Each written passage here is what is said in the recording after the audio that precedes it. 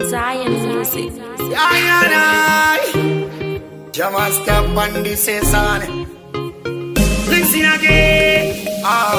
In the second price. Pari mushpona what is it the price? Now I realize it. Chawa kandira manguma twice. La konanga mura patita. That's gonna ask us in the ganchita. In the second year, but hundred. This alone is a mamchita. La konanga mura patita. That's gonna ask us in the ganchita. In the second year, but hundred.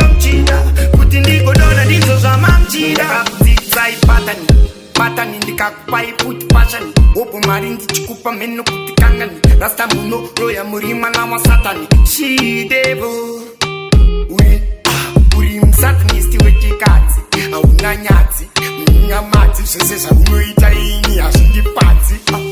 Yo, lakoni nganga mura patita. That's gonna asu asinda nganchita. Ndizekele hapa hondo mchita. Utindizo none ndizo za mamchita. Lakoni nganga mura patita. That's gonna asu asinda nganchita. Ndizekele hapa hondo mchita. Utindigo dona ndizo za mamchita. Ngendanga daka chikora ndopo andi bata. Kola wachida kongurura skansu chato tenga. Sora sa uchi toku. Mora toku onesa hora toku. Kikase pora toku siya watonura. Hora toku ita.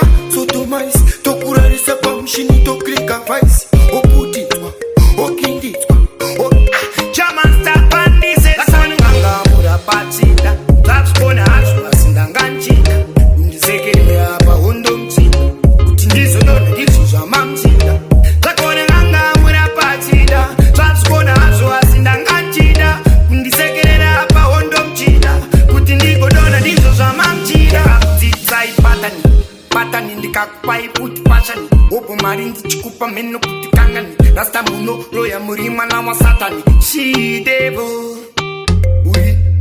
Uri msatanisti weke kazi. Auna nyati. Mnya mati. Sesesa unoita ini ashindi pati. Yo,